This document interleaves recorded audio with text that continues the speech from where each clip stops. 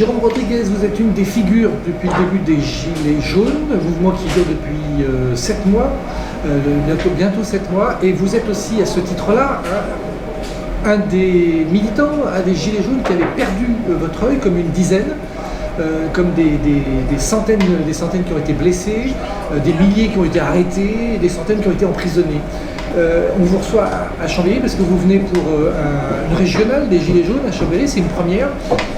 D'abord, justement, on a envie de vous demander comment vous allez, vous. Ça va, quelque peu fatigué parce que le mouvement est très prenant, mais sinon ça va, on garde la motivation et on essaie de prendre quelques heures de temps en temps pour pouvoir se remotiver et rester toujours actif.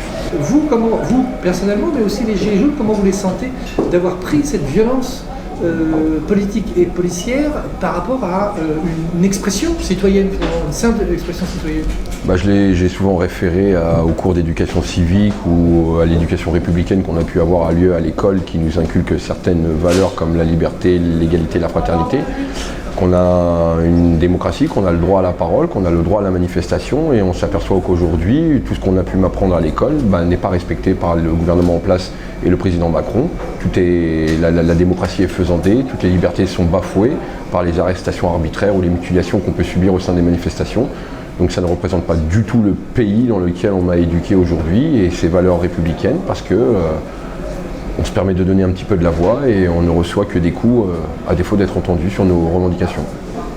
Alors vous qui faites avec d'autres figures, qui faites, on va dire, assez régulièrement un tour de France, qu'est-ce que vous retenez justement aujourd'hui, là, en début mai 2019, de ce mouvement? Dans quel état il est, de ce que vous savez, vous, en France? De ce que je sais, c'est qu'il serait important aujourd'hui de se fédérer les uns avec les autres, parce qu'on s'aperçoit que de temps en temps il y a quelques petites broutilles ou quelques batailles d'ego d'un rond-point à l'autre ou sur divers groupes Facebook qu'on peut rencontrer. Ce qui est regrettable, c'est que ça se tire la bourre, mais on s'aperçoit qu'on est tous là pour la même chose et qu'il serait peut-être bon de le se le rappeler tous les jours, qu'au final pourquoi on est descendu le 17 novembre, qu'on a un combat à mener, qu'on doit aller au bout et que ces petites divisions au sein du mouvement ne feront que retarder l'échéance pour arriver à la fin de notre combat. Donc je pense qu'il serait important de se reconcentrer là-dessus, se fédérer pour pouvoir mieux construire et avoir les reins plus solides pour mener à bien ce combat. Et en tout cas particulièrement en Savoie et quelquefois en France, on a l'impression que si le mouvement des Gilets jaunes avait une aversion vis-à-vis des formes organisées du côté politique, s'il y avait aussi une aversion du côté syndical, il y avait aussi, semble-t-il, d'une façon incompréhensible, une aversion sur les méthodes de construction démocratique. Une assemblée qu'on a depuis avant, mais on va dire que la révolution de 1789 a montré des assemblées qui se réunissent, des constituantes et tout. Et on a l'impression, par exemple, à Chambéry, qu'il y a une immaturité politique, mais peut-être ailleurs, ou en Savoie, de ne pas s'utiliser ces outils-là pour élire des représentants, quitte à les évacuer un mois après. Est-ce que vous ne sentez pas ça? Et je mets de côté, bien évidemment, tout ce qui se passe de positif avec l'Assemblée des assemblées. Mais quelquefois, on a l'impression qu'il y a, par exemple, en Savoie concrètement, pour l'instant, personne ne s'est réuni pour élire une constituante, pour élire des représentants, quitte à les virer au bout de 6 mois, quoi. Après, chacun est libre de fonctionner comme il l'entend. Faut juste comprendre, et on le rappelle, que le mouvement en lui-même est apolitique ou apartisan, d'accord ? Mais au sein du mouvement, les personnes qui composent le mouvement sont transpolitiques, transidées, transgénérationnelles, transcroyances, transsexuelles, il y a de tout. Et c'est cette multitude de différences qui fera qu'on ira au bout, parce que c'est ce qui représente le mieux la France. Aujourd'hui, sur le combat politique, il est difficile d'utiliser soit les outils ou les leviers institutionnels qui existent aujourd'hui, parce qu'à défaut de nous représenter pendant 40 ans, ils nous ont mis à mal. Donc comment utiliser des outils aujourd'hui qui nous portent défaut, à défaut de nous porter du bien-être et de vivre mieux? D'accord? Parce que quand moi je m'amuse à discuter avec des députés en leur disant mais vous n'avez aucun levier institutionnel pour faire barrage à un homme aujourd'hui qui mutile son peuple, et qui me disent non, on ne peut rien faire, c'est à se demander à quoi ils servent, pourquoi on vote pour eux, et si nos institutions françaises aujourd'hui ne sont pas archaïques face à ce que l'on peut vivre aujourd'hui en termes de mondialisation ou d'européanisation, on va dire, parce que le monde avance beaucoup plus vite que nos propres institutions. Donc on est carrément plus à la page. D'où cette demande aujourd'hui d'une plus grande démocratie, parce que si aujourd'hui l'ensemble du peuple français fait ce que la France est, on se doit aussi de pouvoir avoir notre mot à dire sur d'éventuelles décisions démocratiquement parlant. Pourquoi ça n'avance pas? Parce que ça fait 40 ans que le gouvernement et l'État français cultivent la division en France. Et aujourd'hui, chez les jaunes, vous avez les graines, vous avez les fleurs de cette division. Et il faut que justement on arrive à dépasser ça et qu'on prenne vraiment ce principe de fraternité, qu'on arrête de se diviser, qu'on arrête toute forme de corporatisme ou de communautarisme pour pouvoir avancer ensemble. Donc, concrètement, on fait comment? Parce que ça, c'est des mots, c'est une intention. Si j'avais la solution, je l'aurais mis en place depuis bien longtemps, j'aurais peut-être pas un œil pété. Et je serais peut-être pas à Chambéry aujourd'hui, pour être honnête avec toi. La solution, elle viendra du mouvement, elle viendra d'échanges et de débats entre les uns et les autres de ceux qui composent le mouvement. Beaucoup disent que je suis un patron ou que je représente les Gilets jaunes ou un porte-parole. Rien de tout cela. Moi, je suis un témoin acteur de ce qui se passe. J'ai le verbe facile qui me permet de pouvoir discuter dans les médias et peut-être faire remonter cette parole. Je dis bien faire remonter, mais pas être le porte-parole, pour qu'on puisse être au moins entendu dans tout ce battage médiatique et cette décrédibilisation qu'on met en place justement au niveau des médias et d'essayer de porter au moins la voix du mouvement. Là, moi j'en ai parlé. Quel regard tu portes sur cette assemblée des assemblées? D'abord Commercy et maintenant Saint-Nazaire. Est-ce que c'est ça? Est-ce que c'est là où se trouve la solution? J'ai l'habitude d'être franc et de ne pas cacher mes ressentis. C'est comme ça que je suis reconnu. Le groupe de Saint-Nazaire, c'est le seul groupe qui n'a pas voulu me rencontrer. Et comme j'ai pour habitude de parler de ce que je sais et de ce que je connais, je ne peux pas parler de quelque chose que je ne connais pas. J'avais entendu parler de Commercy, j'avais eu quelques remontées d'informations, ni plus ni moins. On m'avait parlé de Saint-Nazaire. Pendant un mois, on nous a parlé de ça, qu'il fallait en parler, et qu'il fallait y venir. Le lundi d'avant le Saint-Nazaire, je dis tiens, je vais me prendre un billet de train, et puis je vais y aller voir en tant qu'observateur, de discuter. J'ai discuté avec tous les groupes qui composent le mouvement, du plus tendu au plus cool. Je dis je vais aller discuter avec eux, voir un petit peu, pour au moins me tenir au courant, parce que moi j'ai pas de groupe. J'ai pas de groupe Facebook ou quoi que donc j'aime bien parler avec tout le monde. Et puis apparemment ces fameuses têtes d'affiche n'étaient pas les bienvenues. Donc on revient sur ce que tu disais, c'est-à-dire une difficulté de... Non, pas du tout. Je ne sais pas. Je ne sais pas ce qui s'est passé, je ne sais pas pourquoi on n'était pas les bienvenus. On me dit que c'est une démocratie à l'horizontale, mais qui a décidé qu'on ne vienne pas? D'accord? C'est leur choix, je le respecte, je ne les juge pas. Je dis que c'est regrettable, j'aurais apprécié échanger avec eux pour pouvoir moi aussi peut-être discuter avec d'autres et remonter l'information, parce que j'ai beaucoup de jaunes qui viennent me voir, qui vont me dire qu'est-ce que tu penses de ça ou ça, de pouvoir donner l'info que j'ai. Parce qu'on est quand même des relayeurs, à défaut d'être des porte-parole, si tu veux, et surtout des témoins acteurs, témoins par la transmission de ce qu'on peut voir aujourd'hui comme beaucoup, et acteurs parce qu'on participe fortement au mouvement.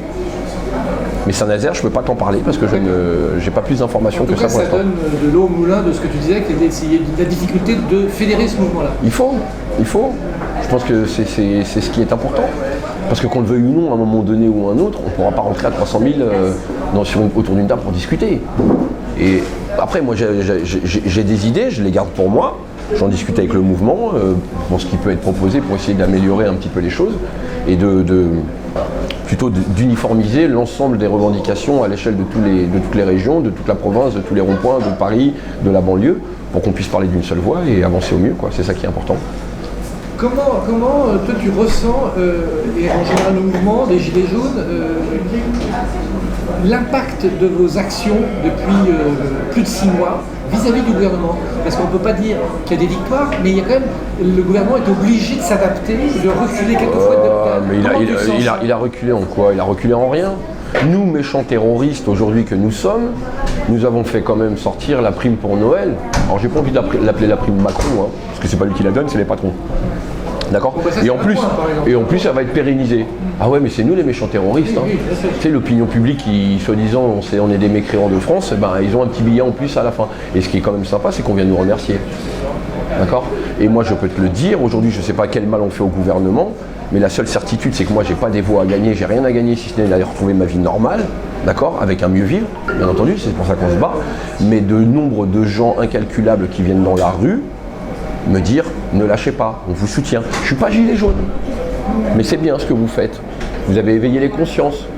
Donc tu vois, il faut aujourd'hui sortir de ce carcan idéologiste du gilet jaune qui représentait politiquement, ou cette idéologie terroriste que nous mettent le gouvernement et les médias sur le dos, pour leur expliquer que le gilet jaune, ce n'est qu'une métaphore d'une personne en détresse qui reste visible, et qu'en dessous c'est un citoyen, et que ce citoyen a des revendications citoyennes pour le mieux vivre de tous, et que reste persuadé que 90% des Français aujourd'hui se sentent concernés par une, deux, ou voire l'ensemble des revendications qu'on peut avoir parce qu'ils le vivent. Parce qu'on peut parler juste du 1er mai, hein, il y a eu une répression comme habituellement. On va Incroyable. dire, là, Incroyable. Il y a aussi. Mais tu sais, à défaut de répression, c'est le ramassis de conneries que tu entends derrière. Alors, avec tu vois ce que je veux dire, c'est que. Excuse-moi, je dis aussi en direction des organisations syndicales, je pense particulièrement à la CGT et à Sud, hein, qui ont été la cible, hein, comme toi tu as pu être la cible, comme les. C'est pas, voilà, on en est toujours. Le cortège, Tu vois, on en revient à toujours ce que je dénonce, cette espèce de corporatisme et communautarisme.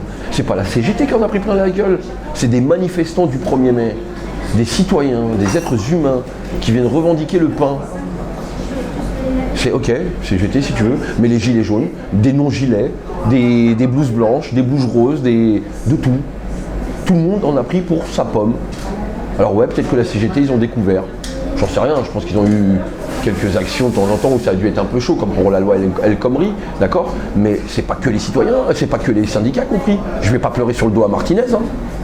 Monsieur a pris un peu de gaz, il quitte. J'ai perdu un œil et je suis là. Hein. D'accord. Donc pour moi, voilà, ils ont fait mal à des manifestants. Chose qui ne devrait pas avoir lieu en France. Comment tu vois les perspectives là, dans les mois qui viennent là on voit par exemple qu'il y a au niveau du système policier qui est instrumentalisé, on voit qu'il y a une fatigue énorme. La justice est instrumentalisée. Qui existait aussi au niveau des policiers, mais là ça, vraiment il y a même des compagnies qui sont en train de se mettre en maladie. Comment tu vois la suite des événements d'un point de vue politique, mais d'un point de vue aussi dans tous les domaines? Je pense que l'éveil des consciences doit se faire au maximum, à tous les niveaux de la société, à toutes les professions, de réaliser qu'il y a quelque chose qui ne va pas et qu'à un moment donné la police doit réaliser qu'elle est en train de protéger des gens qui n'ont aucune légitimité aujourd'hui par le fait qu'ils ont commencé à tirer sur le peuple. Et que si à un moment donné ils ont des familles au sein du cortège, qu'ils les respectent et qu'ils nous rejoignent. Et c'est quoi l'objet, enfin le but, l'objet aujourd'hui de revendication au-delà d'une liste? C'est quoi que vous demandez en mai 2019? Tu as 3 revendications de base, d'accord? Le pouvoir d'achat, le mieux vivre. Tu as la nouvelle démocratie qui peut passer par le RIC et tu as la fin des privilèges. Super, ça fait 3 revendications. Sauf que c'est un tel bordel depuis 40 ans en France que de là devront en découler plusieurs ramifications pour remettre à plat tout ce qui ne va pas. Donc on commence comment? C'est qui doit mettre en œuvre ça? Écoute, soit on a un gouvernement en place qui est légitime pour le faire, qui se met au boulot et qui travaille en direction du peuple et non pas de ses petits copains, soit une autre façon de prendre le pouvoir et d'arriver à faire changer les choses si les gens ne veulent pas les faire changer. Tu sais, je l'ai déjà répété, hein, pendant les élections présidentielles, là on vient te chercher ta voix. Hein. Ta voix elle est importante, hein. On te fait des petites promesses, on te caresse dans le sens du poil, ta voix elle est bien. Puis une fois que tu as glissé l'urne, ta voix on s'en fout. Ta voix tu la fermes pendant 5 ans. On a un grand pouvoir, j'ai pas l'impression. J'ai pas l'impression. Si démocratie il y a, on peut se permettre de l'ouvrir quand bon nous semble. Jérôme Rodriguez, merci beaucoup. Merci à toi.